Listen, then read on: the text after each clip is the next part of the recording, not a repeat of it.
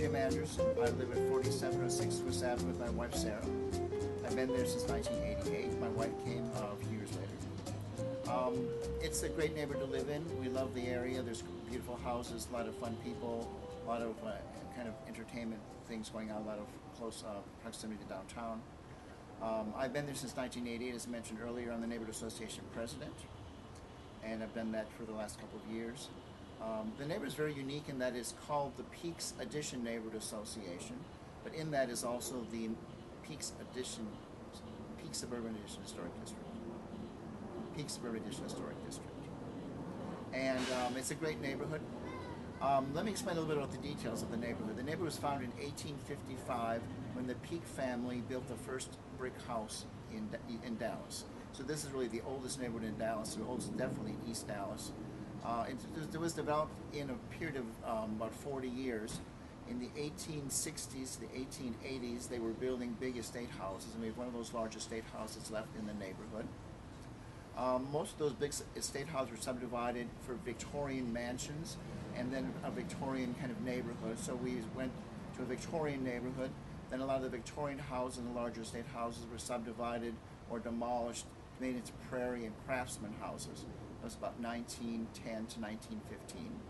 And the last was the streetcar apartments and the streetcar buildings. There's something called trolley stop shops where the trolleys used to stop. So we have four different times of development. The other unique thing about our neighborhood is that the Peaks Addition, the street names are Junius, Worth, Victor, Carroll. Those are all Peak children. So those names are all of the Peak family. It's also made up of different subdivisions. There is the Ozone Addition and the Rieger Addition. So there's all kinds of different areas. So this neighborhood is more of a patchwork that developed over a period of many years, as opposed to some of the other neighborhoods like Swiss Avenue and Munger Place that were planned development districts. So this is a neighborhood that has schools, churches, retails, restaurants. So it's really kind of a true part of the city, where a lot of the other historic neighborhoods are subdivisions and special areas.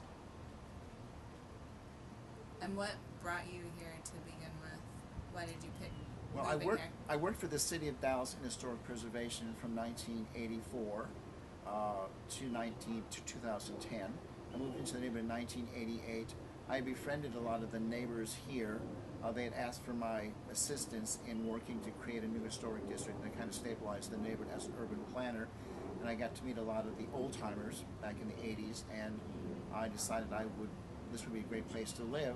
And I actually moved the Victorian cottage into the neighborhood, picked it up and rolled it down the street, did the whole thing for about $70,000 in 1988. And are there specific businesses or other kinds of things that make this neighborhood unique in terms of what's here now? Well, we have a mixture of architectural styles. As I mentioned, we go from the 1880s to 1920s, so we have a mixture of architectural styles. Most of the historic districts are a little bit more set on one architectural style. We also have great adjacency. We have Jimmy's Italian grocery store nearby. We're about a 1 mile walk to downtown, and probably about a 10-minute walk to Deep Ellum. So we're really the urban neighborhood. There's a lot of exciting things going on in the area. The perimeters are still in a bit of transition, but we're expecting Columbia, Gaston, Live Oak to become more urban neighborhoods, more walkable areas. So we're waiting to get more retail and restaurant and quality apartments and condominiums.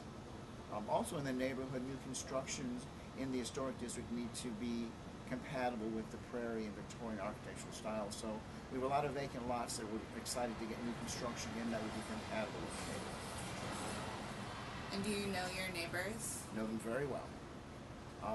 We have front porches, and we do a lot of interaction with the neighborhood. As you can kind of see, the front porches kind of interconnect as you look back. So you look down the street, you can see all the neighbors on their porches. So we sit on our porches a lot and visit